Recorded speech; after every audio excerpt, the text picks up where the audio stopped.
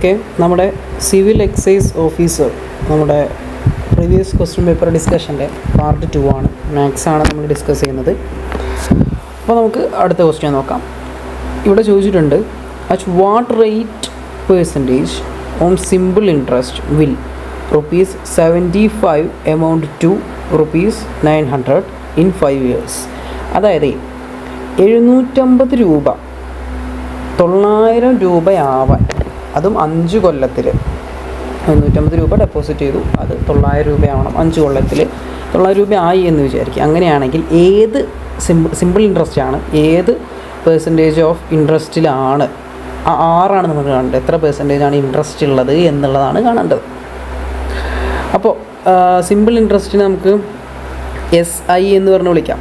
എന്താണ് SI എന്ന് പറഞ്ഞിട്ട് സിമ്പിൾ ഇൻട്രസ്റ്റിന് എടുക്കാം. നമുക്കറിയാം ഇവിടെ സിമ്പിൾ ഇൻട്രസ്റ്റ് എന്ന് പറയുന്നത് എത്രയാണെന്നുള്ള കാര്യം തന്നിട്ട് അതിന് മുന്നേ SI കാണാനുള്ളൊരു ഫോർമുല ഉണ്ട്.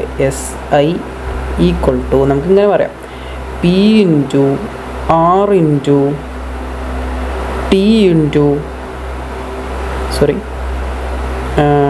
Minute, okay, P into R into T divided by 100 ചെയ്താൽ മതി സിമ്പിൾ ഇൻട്രസ്റ്റ് കാണാൻ. ഇവിടെ സിമ്പിൾ ഇൻട്രസ്റ്റ് എത്രയാണ്, അതായത് എത്രയാണ് ഇൻക്രീസ് ചെയ്ത് നോക്കുക. എത്രയാണ് ഇൻക്രീസ് ചെയ്ത് നോക്കിക്കഴിഞ്ഞാൽ നോക്കുകയാണെങ്കിൽ എത്ര എമൗണ്ട് ആയത്, 5 years കഴിഞ്ഞപ്പോൾ 900 ആണ് ആയത്, അല്ലേ 5 years കഴിഞ്ഞപ്പോൾ 900 ആണ് ആയത് എന്ന് പറഞ്ഞിട്ടുണ്ട്. ഓക്കെ, ആ 900-നെ നമ്മൾ എത്രയാണ് എമൗണ്ട് ഡെപ്പോസിറ്റ് ചെയ്തത്, എത്ര എമൗണ്ടാണ് അതിൽ ഇട്ടത്, 750 ആണ്. അങ്ങനെയാണെങ്കിൽ നമുക്ക് 150 എന്ന് കിട്ടിയില്ലേ. 150 900-ൽ നിന്ന് 750 മൈനസ് ചെയ്യുന്ന സമയത്ത് 150 എന്ന് കിട്ടി. ഓക്കെ, ഡൗട്ടില്ല എന്ന് വിചാരിക്കുന്നു. അപ്പോൾ സിമ്പിൾ ഇൻട്രസ്റ്റ് എത്രയാണ് ഇൻക്രീസ് ചെയ്തത്, 150 ആണ്. ഓക്കെ, 150 ആണ് എന്നുള്ളത് മനസ്സിലായോ. 150 ആണ്. അതായത് SI എന്ന് പറയുന്നത് 150 equal to P into R into T എന്ന് എഴുതി കൂടെ, ഡിവൈഡഡ് ബൈ 100. ഇനി P എന്താ, R എന്താ, T. R എന്ന് പറയുന്നതാണ് നമുക്ക് കാണേണ്ടത്, അതായത് ആ റേറ്റ് എത്രയാണ് കാണുന്നത്. T എന്ന് പറയുന്നത് ടൈമാണ്. ഓക്കെ, P എന്ന് പറയുന്നത് ആ പ്രിൻസിപ്പൽ എമൗണ്ട് ആണ്. അത് എത്രയാണ് എന്നുള്ളതും നമുക്ക് ഓൾറെഡി അറിയുന്നതാണ്, നമ്മൾ എത്ര എമൗണ്ട് ഇട്ടത്. അപ്പോൾ ഇവിടെ P എന്ന് പറയുന്നത് 750 ആണ്. R എന്ന് പറയുന്നതാണ് നമുക്ക് കണ്ടുപിടിക്കേണ്ടത്. T എന്ന് പറയുന്നത് 5 കൊല്ലത്തേക്കാണ് എന്നുള്ളതും തന്നിട്ടുണ്ട്. ഓക്കെ, ക്ലിയർ ആണ് എന്ന് വിചാരിക്കുന്നു. അങ്ങനെയാണെങ്കിൽ നമുക്കറിയാം ഇക്വേഷൻ വരുന്നത് 150 എന്ന് പറയുന്നത് ഇവിടെ എഴുതുന്നുണ്ട്. ഓക്കെ, എല്ലാതും ഒന്നുകൂടി ഒന്ന് പറയാം. SI എന്ന് പറയുന്നത് സിമ്പിൾ ഇൻട്രസ്റ്റ് ആണ്. ഇക്വേഷൻ കാണാനുള്ളത്, ഇക്വേഷൻ എന്ന് പറയുന്നത് നമ്മളിവിടെ എഴുതിയിട്ടുണ്ട്. എന്താണ്, P into R into T ആണ്, ഡിവൈഡഡ് ബൈ 100 എന്ന് പറയുന്നതാണ് നമ്മുടെ ഇക്വേഷൻ എന്ന് പറയുന്നത്. 150 എന്നുള്ളത് നമുക്ക് കിട്ടി. ആ എമൗണ്ട് എത്ര എമൗണ്ടാണ് ഇൻക്രീസ് ഉള്ളത്, അതിൽ നിന്ന് നമുക്ക് P എന്ന് പറയുന്നത് 750 ആണെന്നുള്ളത് കിട്ടി. R ആണ് കണ്ടുപിടിക്കേണ്ടത്, T നമ്മുടെ കയ്യിലുണ്ട് 5 ആണ് എന്നുള്ളത്. ഓക്കെ, ക്ലിയർ ആണോ. ഓക്കെ, അപ്പോൾ നമുക്കുള്ള കാര്യങ്ങളൊക്കെ എഴുതി വയ്ക്കാം. 150 ഈക്വൽ ടു P എന്ന് പറയുന്നത് 750 ആണ്. 750 into R into 5 divided by 100. ഇത് ചെയ്തൂടെ, ഇത് ചെയ്യുകയാണെങ്കിൽ എന്ത് കിട്ടും, 750 ഇൻറ്റു 5. 750 ഇൻറ്റു 5 എത്രയാണ് ഒന്ന് ചെയ്ത് നോക്കിയേ. 750 ഇൻറ്റു 5 എന്ന് പറയുമ്പോൾ 3700 തരും. 3700 ഇൻറ്റു R, അത്രയും R എന്ന് എഴുതി കൂടെ. 3700 ഇൻറ്റു R എന്ന് പറയും, divided by 100, which means 150 equal to 375, അതായത് 750 ഡിവൈഡഡ് ബൈ 100. ഈ 100-നെ ഇപ്പുറത്തേക്ക് കൊണ്ടുപോകാൻ പോകണേ. ഇപ്പുറത്തേക്ക് കൊണ്ടുപോകുമ്പോൾ എന്താവും, ഇൻറ്റു ആയിരിക്കും. എന്തായിരിക്കും, ഇൻറ്റു ആണ് വരിക. നോക്കാം, 100-നെ അപ്പുറത്തേക്ക് കൊണ്ടുപോയി. അപ്പോൾ 50-ൻ്റെ കൂടെ 2 0 കൂടി വരും, ഈക്വൽ ടു 375. ഇവിടെ ഒരു 6 കൂടി ഉണ്ട് കേട്ടോ. 50 ഇൻറ്റു 6 എന്ന് വരും. 6 എന്ന് വരും. ഇവിടെ ഒരു 6 ഉണ്ട് കേട്ടോ. ഇവിടെ ഒരു 6 ഉണ്ട്. ഓക്കെ, ക്ലിയർ ആണോ. അങ്ങനെയാണെങ്കിൽ 6 എങ്ങനെയാണ് കാണാം, അങ്ങനെയാണെങ്കിൽ 6 എങ്ങനെയാണോ. ഓക്കെ, ഇവിടെ സ്പേസ് ഇല്ലാത്തതുകൊണ്ട് നമ്മൾ മുകളിലേക്ക് തന്നെയാണ് പോകുന്നത്. വെയിറ്റ് ഈ ഒരു ഭാഗം. ഓക്കെ, നമ്മുടെ ആർ എന്താണ് പറയൂ. ആർ എന്താണെന്ന് പറയൂ. Wait okay. നമുക്കിതാ ഇങ്ങനെ ഇട്ടത് ഇതിൽ നിന്ന് നമ്മൾ 6 കണ്ടുപിടിക്കാൻ പോവാണ്. ഓക്കെ, 6 കണ്ടുപിടിക്കാൻ പോവാണ് കേട്ടോ. 6 കണ്ടുപിടിക്കുകയാണ്. നമുക്ക് ഇവിടെ എഴുതാം, ഇത് ഡിലീറ്റ് ചെയ്തല്ലോ. ഓക്കെ, 6 എന്ന് പറയുന്നത് ഒന്നുമില്ല. 6 എന്ന് പറയുന്നത് ഡിവൈഡഡ് ബൈ 3750 എത്രയായിരിക്കും 6? ഇതാണ് 6 എന്ന് പറയുന്നത്. അപ്പോൾ 6 എത്ര പെർസെൻറ്റേജ് കിട്ടുന്നു ഒന്ന് കാൽക്കുലേറ്റ് ചെയ്ത് നോക്കുമോ. 153 ഡിവൈഡഡ് ബൈ 3750 കറക്റ്റ് നമുക്ക് എത്ര കിട്ടും? 4% എന്ന് കിട്ടും. ഓപ്ഷൻ നോക്കുന്ന സമയത്ത് നമുക്ക് ഓപ്ഷൻ എ 4% ആണ് എന്നുള്ളത് മനസ്സിലാവും. ഓക്കെ, ക്ലിയർ ആണ് എന്ന് വിചാരിക്കുന്നു. ഓക്കെ, അടുത്ത ക്വസ്റ്റ്യനിലേക്ക് പോവാം. അപ്പോൾ ഈ കാര്യങ്ങളൊക്കെ നോക്കണേ, ഇക്വേഷൻ നോക്കണേ. ഓക്കെ, എന്താണ് അടുത്ത question? Replace the question simple by correct the mathematical simple to make the expression true എന്നാണ് പറഞ്ഞിട്ടുള്ളത്. ഇവിടെ ഒന്നുമില്ലേ, ഇവിടെ ഒരു മാത്തമാറ്റിക്കൽ എക്സ്പ്രഷൻ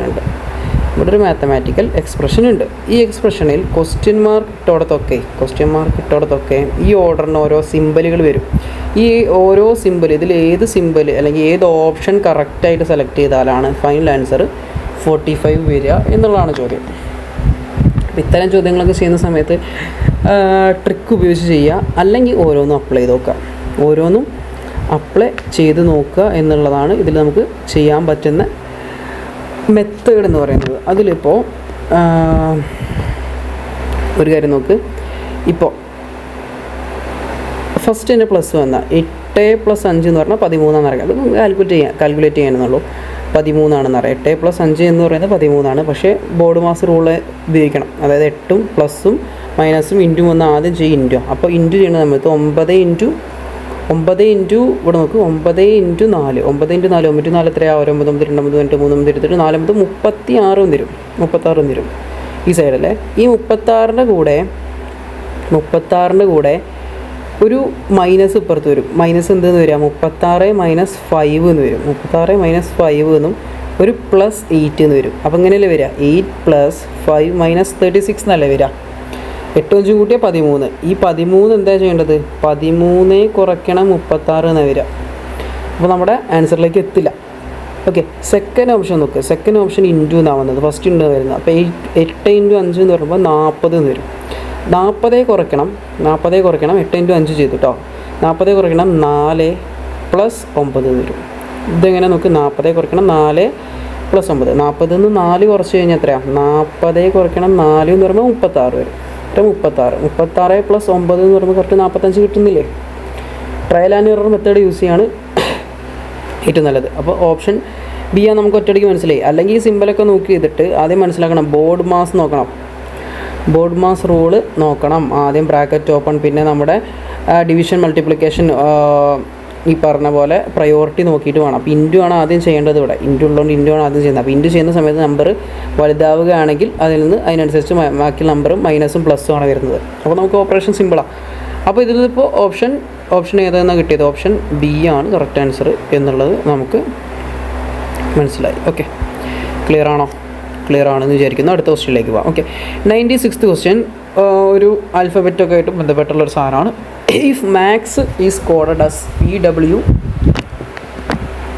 PDWKB അങ്ങനെയാണെങ്കിൽ ദെൻ CLRE ക്ലർക്ക് എന്തായിട്ടായിരിക്കും കോഡ്? ഇപ്പോൾ നമ്മൾ വേർഡായിട്ട് ഇതിനെ വായിക്കരുത്, ലെറ്റേഴ്സ് ആയിട്ട് വായിക്കുക, അതായത് ആൽഫബറ്റ്സ് ആയിട്ട് വായിക്കുക. അങ്ങനെയാണെങ്കിൽ നോക്കുകയാണെങ്കിൽ ഇതും തമ്മിലുള്ള ബന്ധം കണ്ടുപിടിച്ച പരിപാടി തീരും. എം കഴിഞ്ഞ് പി അപ്പോൾ ABCD എണ്ണുന്ന സമയത്ത് ചിലപ്പോൾ ആദ്യം മുതൽ എണ്ണി നോക്കേണ്ടവരൊക്കെ ഉണ്ടാവും. അങ്ങനെയാണെങ്കിൽ ഒന്ന് എണ്ണി നോക്കാം. നമ്മൾ നോക്കുന്ന സമയത്ത് ABCDFGHIJKLMNO PLMNOP L M കഴിഞ്ഞിട്ട് എന്താടാ NOP, അതായത് എം കഴിഞ്ഞ് മൂന്നാമത്തെ അക്ഷരം എഴുതി. പിന്നെ ലാസ്റ്റത്തേലും അത് വർക്ക് ചെയ്യേണ്ടത് നോക്ക്. അപ്പോൾ ഇടയ്ക്കത്തേൽ അതായത് ഇടയ്ക്കത്തെ ഡിജിറ്റിനൊക്കെ അതാണോ അല്ലെങ്കിൽ ഒന്ന് കൂടുതൽ നമ്പറാണോ എന്നുള്ളതൊക്കെ നോക്കണം. ലാസ്റ്റത്തേനും ഇതേ കാര്യം മാർക്ക് ചെയ്യേണ്ട, അതായത് ലാസ്റ്റത്തെ ഡിജിറ്റ്, അതായത് ലാസ്റ്റത്തെ ലെറ്റർ കഴിഞ്ഞിട്ട് വരുന്ന മൂന്നാമത്തെ ലെറ്റർ ആണോ ഇവിടെ വരുന്നത് എന്നുള്ളത് നോക്കാം. അതല്ലെങ്കിൽ നമുക്ക് വേറെ പാറ്റേൺ ആണെന്ന് മനസ്സിലാവും. അപ്പോൾ നോക്കുന്ന സമയത്ത് എസ് ആണ്. A B C D F G H I J K L M N O P Q R S T U V. V ആണ് അവിടെ വന്നത്, അതെ വി ആണ്, ടി യു വി ആണ് ഇവിടെ വന്നത്, മനസ്സിലായി. അതായത് മൂന്നാമത്തെ ലെറ്ററുകളാണ് വരുന്നത്. അങ്ങനെയാണെങ്കിൽ വീണ്ടും നമ്മൾ കുറച്ച് ട്രിക്ക് ഉപയോഗിക്കണം. സി കഴിഞ്ഞിട്ട് വരുന്ന മൂന്നാമത്തെ ലെറ്റർ ഏതാ നോക്കാം. അപ്പോൾ A B C D E F, D E F, അതായത് ഡി ഇ എഫ്. എഫിലാണ് ക്ലർക്കിൻ്റെ ഈ ഒരു രീതിയിൽ കോഡ് ചെയ്ത് കഴിഞ്ഞാൽ എഫിലാണ് തുടങ്ങാമെന്ന് കിട്ടി. നേരെ ഓപ്ഷനിലേക്ക് നോക്കാം. ഓപ്ഷനിലേക്ക് നോക്കുന്ന സമയത്ത് നമുക്ക് 2 ഓപ്ഷൻ, ബി എന്ന് പറഞ്ഞ ഓപ്ഷനും സി എന്ന് പറഞ്ഞ ഓപ്ഷനും ഉണ്ട്. 2 ഓപ്ഷനും എഫിലാണ് സ്റ്റാർട്ട് ചെയ്യുന്നത്. ഇനി എൻഡ് ചെയ്യുന്നത് ഏതിലാന്ന് നോക്കിയാൽ മതി, സിമ്പിളായിട്ട് നോക്കിയാൽ മതി. എൻഡ് ചെയ്യുന്നത് ഇവിടെ കെ ആണ്. അപ്പോൾ L M N O, sorry അതിന് മുന്നേ അല്ല K, okay B C D S H I J K L M N, doubt ഉണ്ടോ? എൽ എം എൻ, എന്നിലാണ് എൻഡ് ചെയ്യാന്ന് മനസ്സിലായി. അപ്പോൾ എന്നിൽ എൻഡ് ചെയ്യുന്നതും എഫിൽ സ്റ്റാർട്ട് ചെയ്യുന്നതുമായ ഓപ്ഷൻ ഏതാ? ഓപ്ഷൻ ബി ആണ് എന്നുള്ളത് നമുക്ക് ക്ലിയർ ആവും. ഓക്കെ, ഈ ഒരു മെത്തേഡിലാട്ടോ ഈ ഇങ്ങനത്തെ ക്വസ്റ്റ്യൻസ് അപ്രോച്ച് ചെയ്യേണ്ട. അല്ലാതെ കുറേ ബാക്കിയുള്ള ഈ സെൻറ്ററിൽ വരുന്ന ഓരോ ലെറ്ററിൻ്റെയും അപ്രോപ്രിയേറ്റ് ആയിട്ട് നമ്മൾ നോക്കേണ്ട ഓപ്ഷൻ നോക്കിയിട്ട് നമുക്ക് ആൻസറിലേക്ക് വേഗം എത്താവുന്നതാണ്. ഓക്കെ, ക്ലിയർ ആണെന്ന് വിചാരിക്കുന്നു. അടുത്ത ക്വസ്റ്റ്യൻ നമുക്ക് വരുന്നത് സിമ്പിൾ ക്വസ്റ്റ്യനാണ്. ഇതൊക്കെ എപ്പോഴും ഏതൊരാൾക്കും കണ്ടുപിടിക്കാൻ പറ്റുന്ന ക്വസ്റ്റ്യൻ ഉണ്ട്. Today is Saturday. ഇന്ന് സാറ്റർഡേ ആണെങ്കിൽ 68ാമത്തെ ദിവസം ആഫ്റ്റർ 68 ഡേയ്സ് എന്ത് ദിവസമായിരിക്കും? അപ്പോൾ ഇന്ന് സാറ്റർഡേ ആണെങ്കിലേ ടുഡേ വെയിറ്റ് ഓക്കെ, ഇന്ന് സാറ്റർഡേ ആണല്ലേ. ഇന്ന് സാറ്റർഡേ ആണെങ്കിൽ ടുഡേ, അപ്പോൾ ഇന്ന് 1-ാം തീയതി ആയിരിക്കും. ഇന്ന് 1-ാം തീയതി ആയിരിക്കും. ഇന്ന് 1-ാം തീയതി ആണെങ്കിൽ അടുത്ത സാറ്റർഡേ എത്രയായിരിക്കും? 1+7, അതായത് 8-ാം തീയതി. 1-ാം തീയതി സാറ്റർഡേ ആണെങ്കിൽ 8-ാം തീയതി സാറ്റർഡേ, 1-ാം തീയതി സാറ്റർഡേ ആണെങ്കിൽ 8-ാം തീയതി സാറ്റർഡേ. അപ്പോൾ 7 ഡേയ്സ്, അതായത് 7 ഡേയ്സ് ആണ് ഇൻ എ വീക്ക് എന്ന് നമുക്കറിയാം. അങ്ങനെയാണെങ്കിൽ സിമ്പിളായിട്ട് നമ്മൾ എന്ത് ഈ 68-നെ 7 കൊണ്ട് ഹരിക്കുക. 68-നെ 7 കൊണ്ട് ഹരിക്കുക. 68-നെ 7 കൊണ്ട് ഹരിക്കുന്നതിന് പകരം എന്ത് കാട്ടിയാൽ മതി? നിങ്ങൾക്കറിയാം 68 കഴിഞ്ഞ് 70ലേക്ക് 2 ആണുള്ളത്. 68 കഴിഞ്ഞ് 70ലേക്ക് എത്ര ഉണ്ട്? ഒരു 2ൻ്റെ കുറവാണുള്ളത്. ഒരു 2ൻ്റെ കുറവാണുള്ളത്. അതായത് ഈ ദിവസത്തിൻ്റെ 70-ാം ദിവസം എന്തായാലും സാറ്റർഡേ ആയിരിക്കും. 70-ാം ദിവസം എന്ന് പറയുന്നത് സാറ്റർഡേ ആയിരിക്കും എന്നുള്ളതിൽ ആർക്കെങ്കിലും സംശയമുണ്ടോ? ഇല്ല. അപ്പോൾ സാറ്റർഡേൻ്റെ 70-ാം ദിവസം സാറ്റർഡേ ആണെങ്കിൽ 68-ാം ദിവസം എന്ന് പറഞ്ഞാൽ സാറ്റർഡേൻ്റെ 2 ദിവസം മുന്നേ. സാറ്റർഡേൻ്റെ 2 ദിവസം മുന്നേ എന്ന് പറയുന്നത് ഏതാ? സാറ്റർഡേൻ്റെ ഒരു ദിവസം എന്ന് പറയുന്നത് ഫ്രൈഡേ ആണ്. അതിൻ്റെ മുന്നേ ഏതാ? തേഴ്സ്ഡേ, വ്യാഴാഴ്ചയാണ്. തേഴ്സ്ഡേ എന്ന് പറഞ്ഞിട്ട് ഒരു ഓപ്ഷൻ ഉണ്ടോ? ഓപ്ഷൻ സി ഉണ്ട്, തേഴ്സ്ഡേ ആണ്. ഓക്കെ, ക്ലിയർ ആണോ? ഓപ്ഷൻ സി തേഴ്സ്ഡേ ആണ് നമ്മുടെ ആൻസർ ആയിട്ട് വരുന്നത്. ക്ലിയർ ആയി എന്ന് വിചാരിക്കുന്നു. നമുക്ക് അടുത്ത ക്വസ്റ്റ്യനിലേക്ക് പോകാം.